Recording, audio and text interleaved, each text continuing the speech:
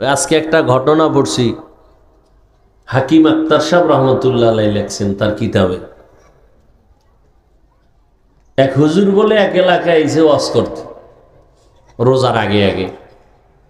তো এই কইছে, এই মিয়ারা আপনারা সবাই রেডি হন, রমজান আসতেছে। কি আসতেছে? রমাজান।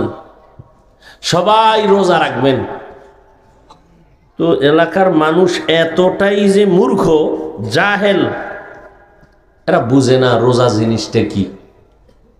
তো একদিন হুজুরের জিগে, হুজুর রমাজান কি? কয় সারাদিন না খায়া থাকতে হবে। এরকম গজব একটা জিনিস আইব সামনে, সারাদিন না খায়া থাকা লাগবে।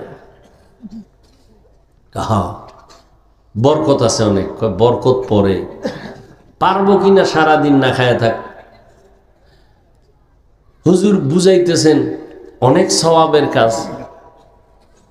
তো কিছুদিন বয়ান টয়ান করে আরো 2 দিন থাইকা রোজার আগে আগে বাড়ি যাইতেছেন। তো এলাকাবাসী কয়, হুজুর রমজানটা যে আইব এটা কেমনে আইব? কয়টা পশ্চিম দিক থেকে আসবে। কোন দিক থেকে? তার মানে কি চাঁদ উঠবে পশ্চিম দিক থেকে। কত কবে আইবে রমজানটা? কই যে শাবান চলে 29 বা 30 তারিখ। তাই কহ, ঠিক আছে। হুজুরে গেছি গা, হুজুরের থেকে যাই না রাখছে পশ্চিম দিক থেকে রমজান আইব। আর কি এই শাবানের 30 বা 29 সবাই লাডি লুডি লয়ে রেডি। রমজানের এই এলাকায় ঢুকতে দিন না, কঠিন এক যুদ্ধ হবে। 29-30 তারিখ সবাই লাঠি সোটা নিয়ে রেডি, পশ্চিম দিকে আগাইতেছে, অন্ধকার হয়ে আসতেছে। এর মধ্যে কিছু দূর যায়, দেখে এক বেচারা উটনির রাখাল, উটের কিছুগুলো উট নিয়ে আসতেছে। কই মনে হয় যে রমজান আইতেছে, আয়ো আয়ো। কাছাকাছি আইয়া কয়, ভাই তোমার নাম কি? কয় আমার নাম রমজান আলী।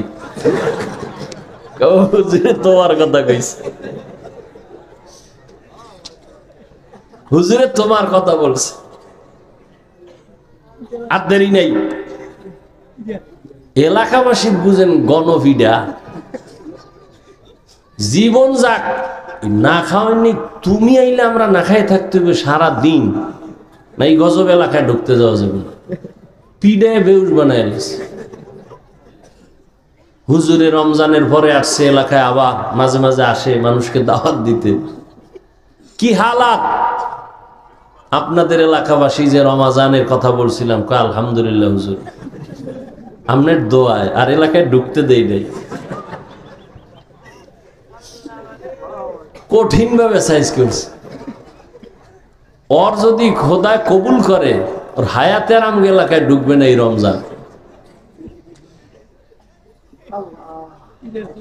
হাকিমুল উম্মাহ হাকিম আখতার রহমতুল্লাহ আলাইহি তিনি বলেন যে মানুষ বুঝার ভুলে ভালো জিনিসটাকে খারাপ দিকে নিয়ে যায়।